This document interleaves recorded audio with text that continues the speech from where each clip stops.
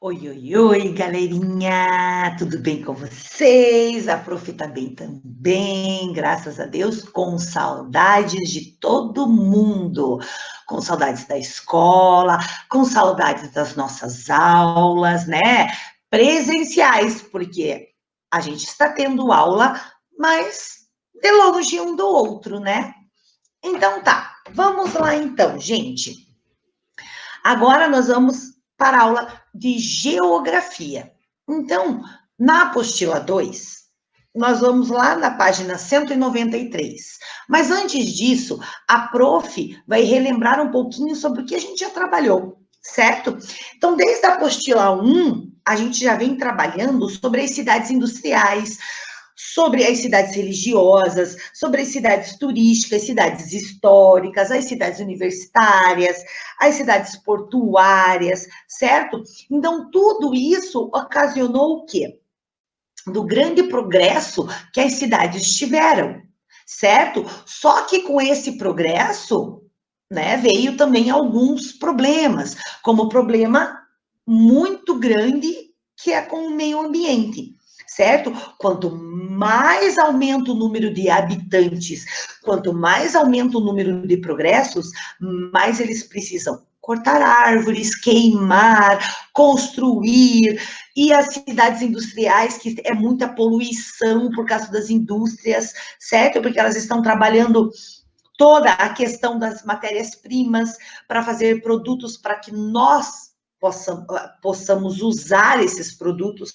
Então, isso acaba trazendo o quê? Muitos problemas urbanos, problemas para nós. E a gente não pode esquecer que, se traz problemas urbanos, também traz problemas rurais, certo? Por quê? Porque a poluição, ela se espalha através do ar, através do solo, através da água, dos rios, do mar, certo? E acaba prejudicando muito o nosso meio ambiente, certo? Então, a prof quis fazer esse início relembrando tudo isso que a gente já viu, certo? Então, vamos lá para a apostila, seguindo deste conteúdo que a prof acabou de falar. Prof vai colocar a apostila para a gente poder acompanhar. Vamos lá. E está aqui, certo? Nós falamos no último vídeo, sobre esse infográfico, sobre o lixão, o aterro controlado e o aterro sanitário, certo? Então, vamos lá. Na página 193, de quem é o dever de fiscalizar esses impactos ambientais, certo? Então, é aqueles impactos que a prof acabou de falar. A poluição, o desmatamento, as queimadas. Quem é que deve fiscalizar tudo isso? É isso que nós vamos ver agora. Então, vamos lá. É obrigação do poder público, prevista em lei, fiscalizar as ações que acarretem impactos ambientais. Entre os principais órgãos ambientais do Brasil, podemos citar, primeiro, o Conselho Nacional do Meio Ambiente, se chama CONAMA. É um órgão criado em 1982. Ele é responsável por propor ao governo como devem ocorrer a exploração e a preservação do meio ambiente e dos recursos naturais. Então, é no CONAMA que eles falam sobre a exploração.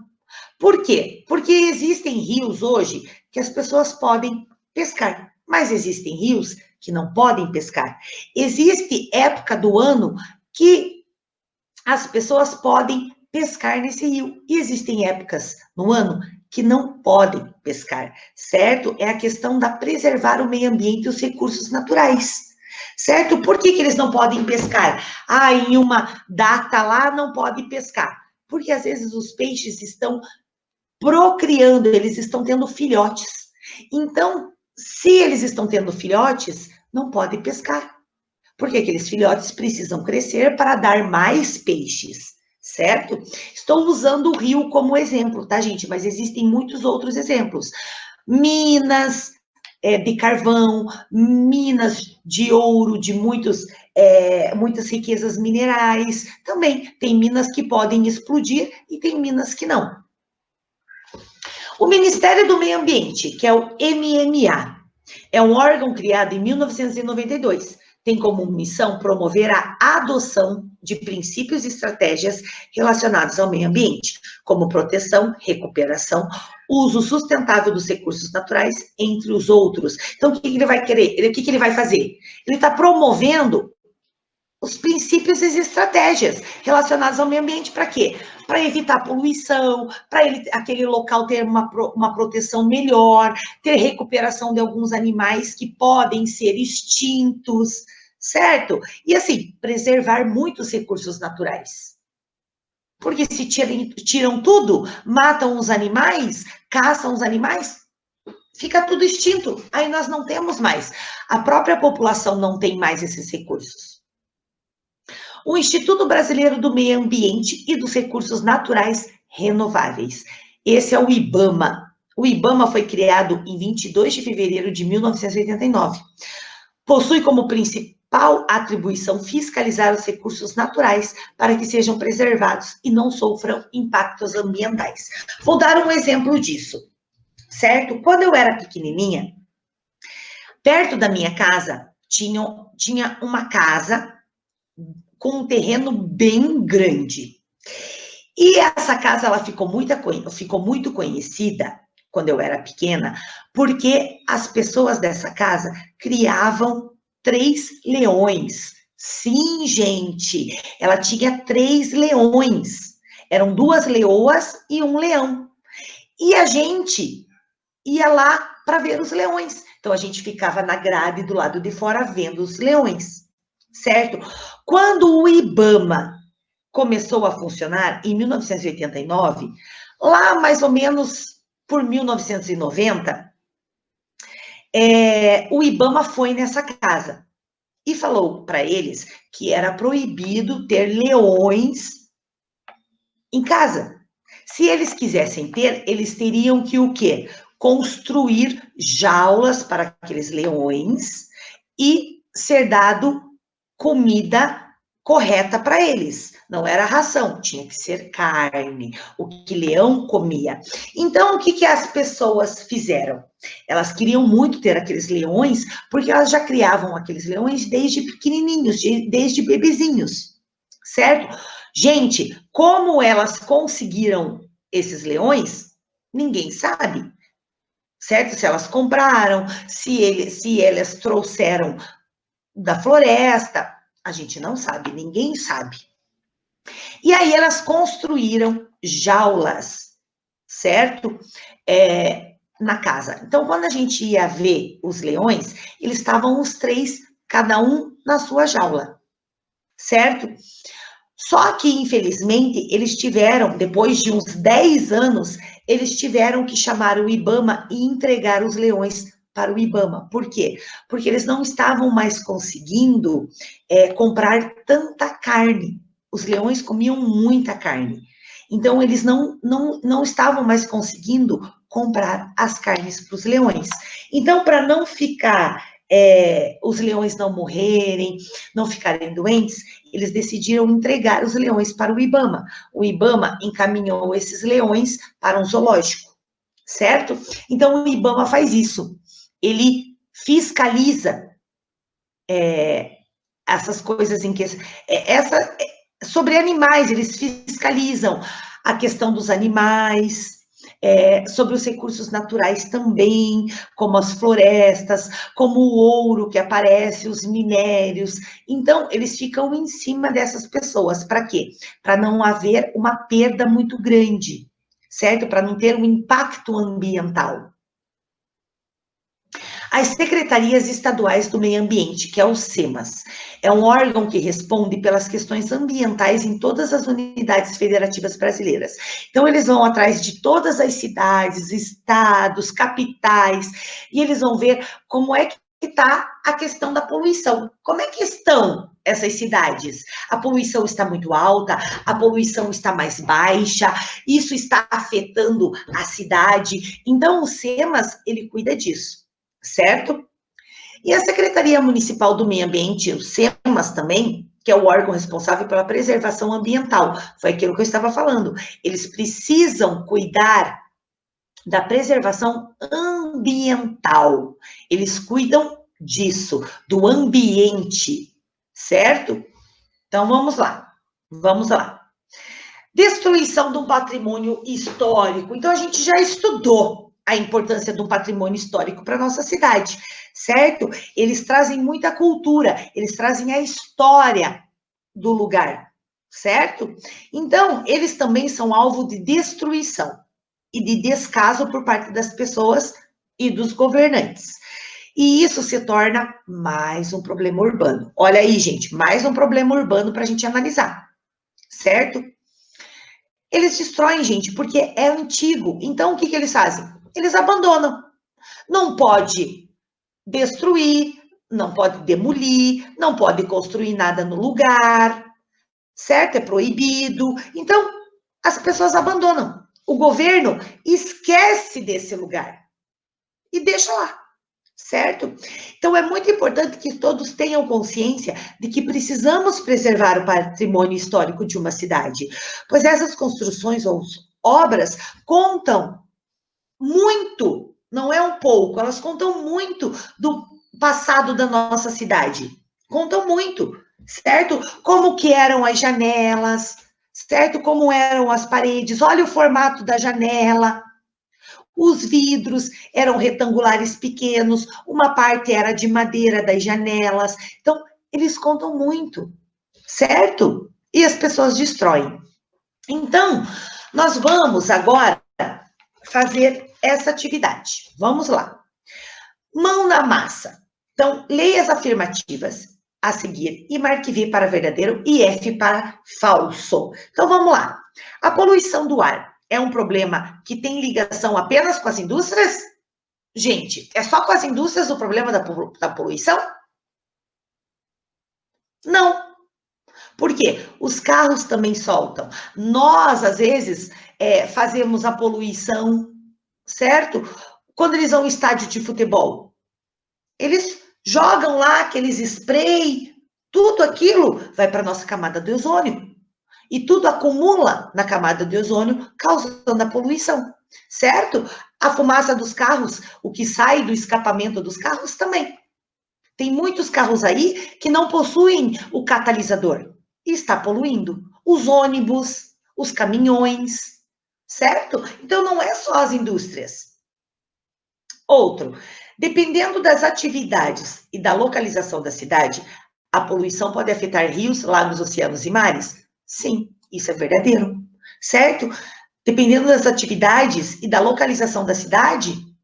Sim. Se for perto de rios, vai poluir o rio.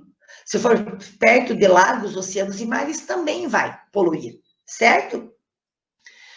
Embaixo, a poluição da água não chega a afetar a vida marinha? Gente, quando o rio, um mar, é poluído com o óleo que sai do navio, quando vaza, dá um vazamento de óleo no navio, isso não afeta os peixes? Claro que afeta. Então, essa daqui, ela é falso, porque a poluição da água afeta, sim, certo? Os peixinhos e toda a vida que tem ali dentro do mar, certo? E o último, zelar pelo patrimônio cultural e natural da nossa cidade é papel de todos? Sim, claro, todo mundo tem que cuidar e zelar pelos patrimônios culturais e históricos, todo mundo. Então, vamos lá. 2, explique por que os lixões não são formas ambientalmente corretas de disposição final de resíduos sólidos. Por que os lixões não são formas corretas? Por quê? Então, vamos colocar lá o porquê. O lixão, vamos por assim, não tem controle nenhum, certo? Ponto. O lixo fica céu aberto, quer dizer, ele não tem uma cobertura, ele não tem uma proteção, certo? O que atrai, o que atrai daí? Animais e insetos. Ponto. Não existe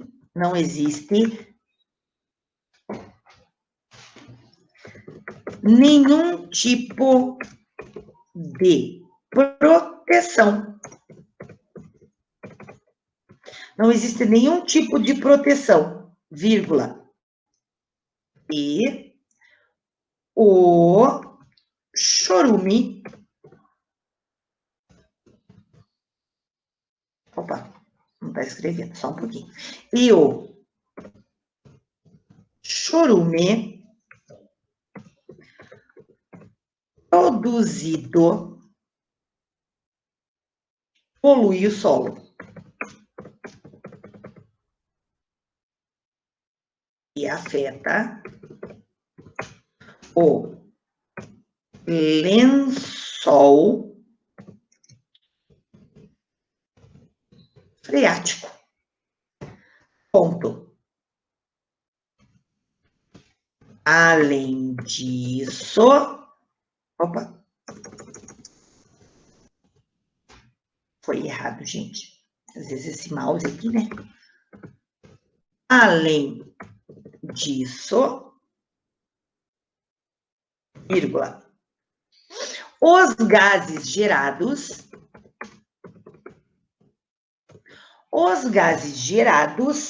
vão para o ar.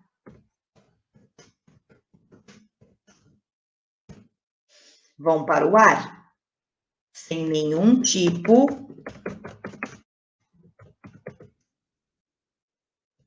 de intervenção. Porque não tem proteção, né, gente? Então, ninguém pode intervir. Ele vai mesmo, é jogado lá, ele vai mesmo, certo? E isso aumenta a poluição do ar. Certo? Então, daí, imagine, o lixão vai lá, não tem controle nenhum, fica céu aberto, daí chove, faz sol, venta, atrai bichos, atrai insetos, certo? Então, não tem nenhum tipo de proteção. E aí, todo aquele lixo que está lá parado, ele vai soltar um churume, certo? E o churume acaba o quê? Poluindo o solo, o lençol freático, aí já polui tudo, certo? Aquele cheiro, aquele odor, certo? Ele vai para onde? Vai para o nosso céu, vai para o nosso ar. E vai para onde? Camada de ozônio. Então, é bem complicado, né, gente, tudo isso. Está aí, coloquem lá autocorreção, hoje é dia 9/6, e aí vamos para o outro. O crescimento das cidades. Já que a gente está nesse assunto, vamos lá. Cidades e qualidade de vida, certo? Então, vamos lá. Vida na cidade. Para que a população possa viver com o mínimo de qualidade de vida, existem algumas condições fundamentais, sendo a mais importante delas a moradia. Atualmente, muitas pessoas que vivem nas cidades não possuem moradia própria e, por isso, dependem de pagar aluguel para os donos, ou, quando não tem como pagar, acabam morando nas ruas. Em outros casos, acabam residindo em moradias impróprias, normalmente ocupadas ilegalmente, em lugares inadequados, como em costas de morros, que podem sofrer deslizamentos, ou às margens de rios e córregos, que podem transbordar e inundar o local. Olha só, gente, olha as casas construídas no morro, lá em Minas Gerais, olhem lá. Essas aqui são tudo casas construídas no morro. Imagine só, se há um deslizamento de terra, as casas daqui de cima, elas vão deslizando e caindo em cima das outras. Olha o perigo. Quando é muita chuva, muita chuva, muita chuva, aquele barro que está ali do morro, ele vai escorregando e as casas vão escorregando todas juntas, uma em cima da outra. E aqui, ó, moradias destruídas depois da cheia do rio. Lá no Rio de Janeiro, ó, perto de rio, gente. O rio transborda e entra dentro das casas. Muitas casas não aguentam e são destruídas, ó, de tanta água. Então, claro, isso aqui é ilegal. Não é certo morar em, construir em casas assim. Certo? É inadequado. O cuidado com a cidade. Além da moradia, o saneamento básico com água tratada e a coleta de esgoto e de lixo são essenciais para melhorar a qualidade de vida da população das cidades, evitando assim a proliferação de doenças e epidemias como febre amarela, gripe, dengue, outras. Então, olha só, essa daqui, ó, é a estação de tratamento de água lá em São Paulo, lá em Jundiaí. Olha só, aqui é tudo uma estação de tratamento. Então a água vem para cá e eles tratam a água toda, tirando as impurezas para mandar para nossas casas. Aqui é um caminhão de coleta de lixo em Salvador. Olha lá, ó. Que legal, ele já tem um gancho que ele pega as próprias lixeiras e coloca tudo dentro do caminhão, sem sujar a cidade, certo? Evitando que o cheiro saia, que o chorume também. Ele já põe a lixeira toda lá e depois volta com a lixeira vazia. Certo? Nós ficamos por aqui com mais um vídeo e lembrando que o próximo, retomada de conteúdo para prova, certo? Então, fiquem bem, se cuidem, até o próximo vídeo. A Prof está com saudades e beijos para todos.